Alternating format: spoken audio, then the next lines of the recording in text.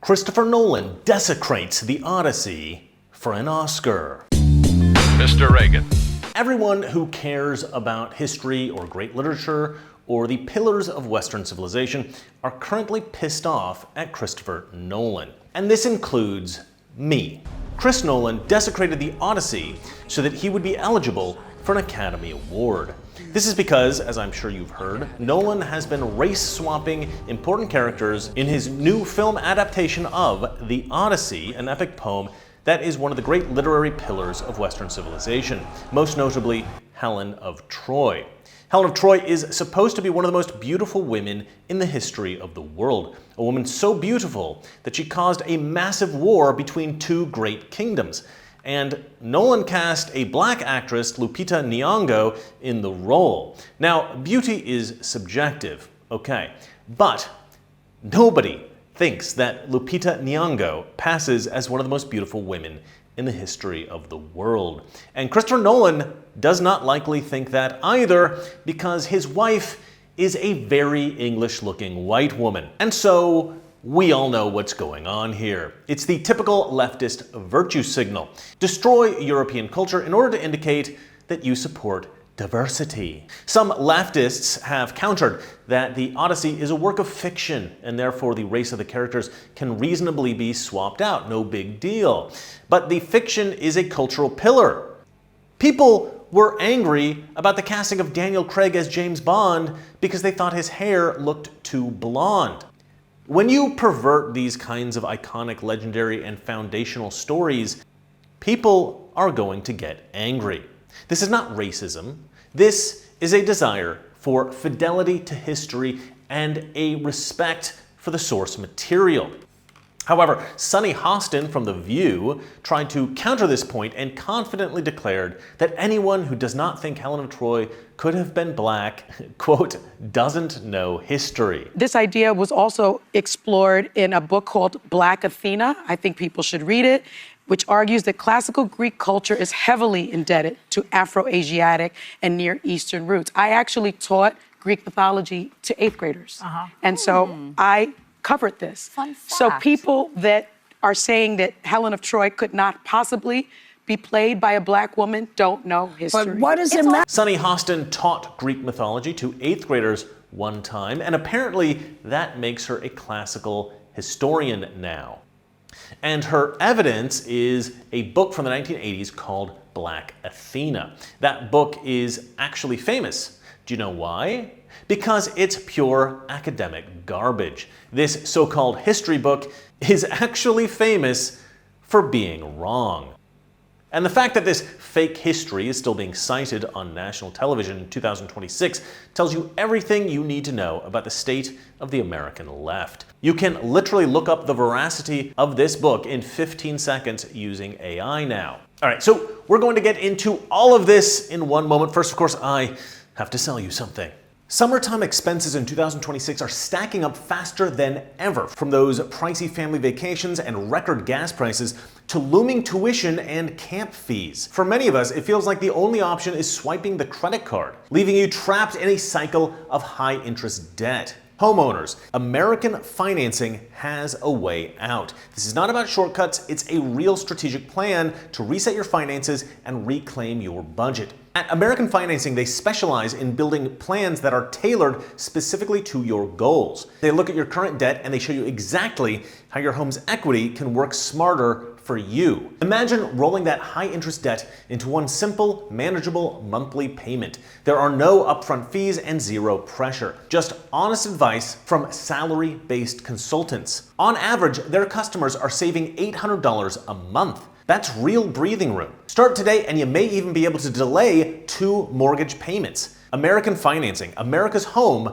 for home loans. Call 866-891-4811. That's 866-891-4811 or americanfinancing.net/Mr. Reagan. Now, even if you think that Lupita Nyong'o is the most beautiful woman in the world, the face that launched 1,000 ships, the mythological standard of female beauty in Western literature for nearly 3,000 years, she is still a black African. Helen of Troy was simply not a black African. She was a fair-skinned blonde woman from southern Greece. And a lot of people really care about historical accuracy in films. I am one of them. And Helen of Troy simply is not black. Someone on X called Seed Oil Disrespecter posted a great point about this. He wrote, "They could have chosen any random Greek weather girl to be Helen of Troy."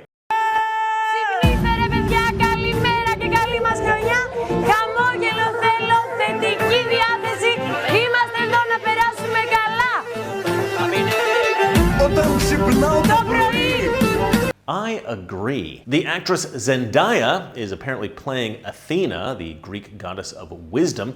Travis Scott, the rapper, has been cast as a Greek bard, and Nolan's actual defense in a Time magazine interview, he said, "I cast him because I wanted a nod toward the idea that the story has been handed down as oral poetry, which is analogous to rap."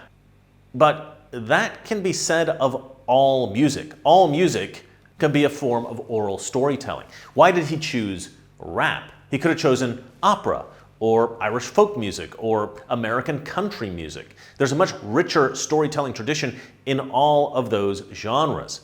Rap is primarily about getting rich, disrespecting women, and committing crimes. So why rap? Nolan's explanation doesn't make any sense. There are also rumors that transgender actress Ellen Page might play Achilles. The backlash about that news was so brutal that the studio walked it back, claiming that maybe Page would play a minor character called Elpenor instead.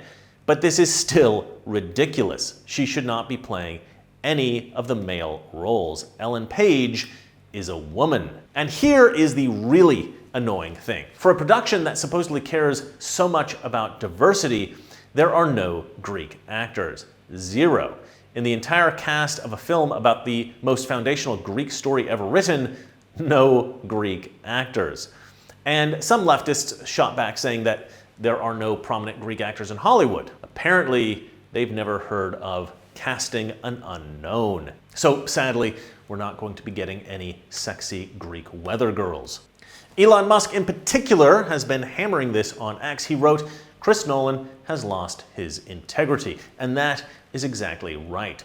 Because the prevailing theory is that Christopher Nolan was motivated to diversify the cast because he wants the Odyssey to win a Best Picture Oscar. You see, back in 2024, the Academy of Motion Picture Arts and Sciences quietly imposed new representation and inclusion standards. And all films must now meet these standards to even be eligible for a Best Picture nomination. They must meet 2 out of 4 diversity criteria, either a lead from an underrepresented racial group or 30% of the supporting roles from at least 2 underrepresented groups, or the storyline must be centered on those groups. You can read the rules right on the Academy's website. So the most prestigious film award in America is now a DEI checkbox. And the Academy didn't even invent this idea. They stole it from the British. The BAFTA Awards imposed a nearly identical set of rules back in 2016, which is why every UK historical drama since then has featured bizarre ahistorical casting. They cast a black actress, for instance, as Anne Boleyn, the famous English queen, executed in 1536. And so that is why Helen of Troy is black, and it's why a rapper is now a Greek bard. Nolan needs those checkboxes ticked. But Nolan didn't always operate this way. Back in 2017, Nolan didn't care about diversity at all. He released the film Dunkirk, a historical film for which he attempted to be meticulously accurate. And that film was essentially all white men. And so this makes the desecration of the Odyssey particularly egregious. He's meticulously accurate with a film about British history, and yet he's totally willing to compromise his integrity for one of the most fundamentally important works of literature from ancient Greece. But one thing that's interesting about Dunkirk is that it was, as you might expect, criticized by leftists in the media for its lack of diversity. Of course, adding diversity would have been absurd, but they don't care about that. They just want to complain so that everybody knows how virtuously left-wing they are.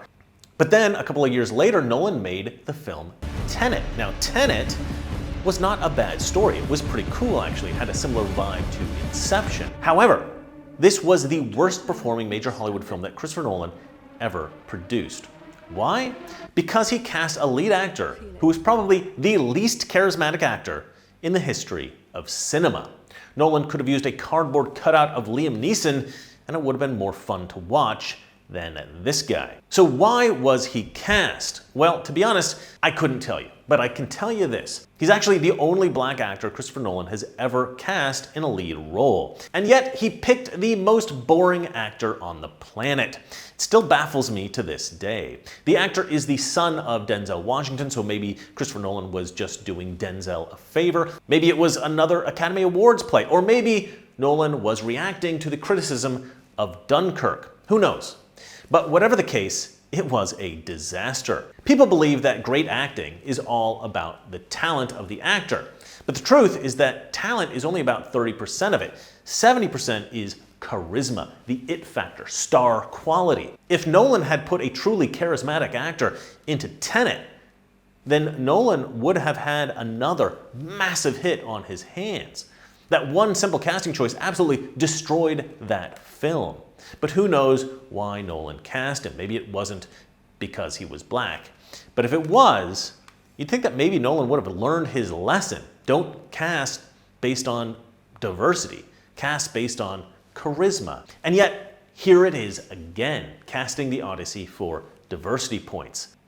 And here's another little irony. Nolan has reportedly decided against an orchestral score for the Odyssey because there were no orchestras in the era of the Trojan War. Very rigorous, very period accurate. But he had no problem casting a black Helen, a Greek bard rap star, or a transgender supporting actor, none of which existed or were even conceived of in Bronze Age Greece. He will build a real seaworthy ship for authenticity, but he won't cast a single Greek person. And let me tell you a little bit about this book, Black Athena, Sonny Hostin's evidence that Helen of Troy could have been black. Because this is not just Sonny Hostin who has adopted this revisionist nonsense. These ideas saturate leftist intellectual circles and almost certainly contributed to the casting choices in the Odyssey. Black Athena was written by the British scholar Martin Bernal in the late 1980s. It argues that Greek civilization was fundamentally rooted in African and Near Eastern cultures. Mainstream historians have repeatedly debunked it as speculative, ideologically driven, and unsupported by actual archaeology. But it is part of a much broader pseudoscience called Afrocentrism, which has been polluting academia for 30 years. Afrocentrists claim Cleopatra was black. They claim the Olmecs of Mexico were actually black Africans. They claim that regions of Africa like Mali in the 14th century were technologically superior to medieval Europe, and that the evidence of this was covered up by white colonizers. And the same pattern shows up with inventions. Black Americans are credited with inventing the traffic light, refrigeration, video games, and even AI.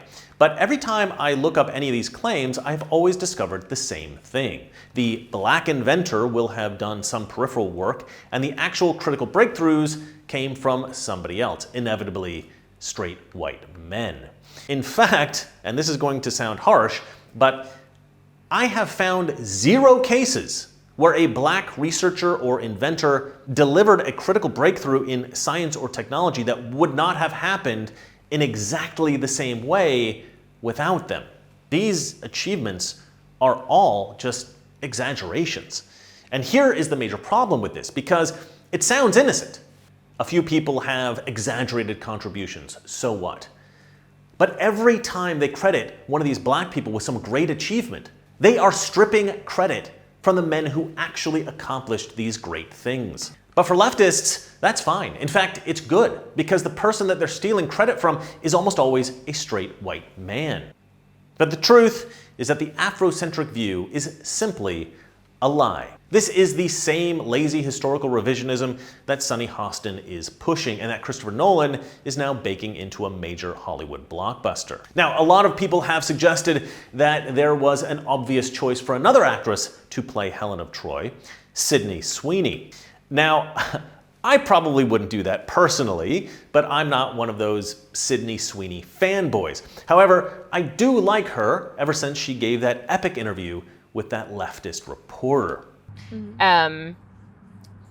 Is there something that you want to say about the ad itself? The Sydney Sweeney has great genes. Do you have... The ad spoke for itself. You think the ad spoke for itself? Yeah. Okay. And the criticism of the content, which was basically that maybe specifically in this political climate, like white people shouldn't joke about genetic superiority. Like that was kind of like the criticism, broadly speaking. And since you are talking about this, I just wanted to give you an opportunity to talk about that specifically. I think that when I have an issue that I want to speak about, people will hear. And the reality is that she is probably the most talked about actress in America at the moment. And a lot of guys really do love her. And so had Christopher Nolan made that movie, he'd probably be printing money. But instead, he chose to desecrate a pillar of Western civilization. Well, that's it for me. Let me know what you guys think about all of this in the comment section below. And remember, it's not that our liberal friends are ignorant, it's just they know so much. That is not so.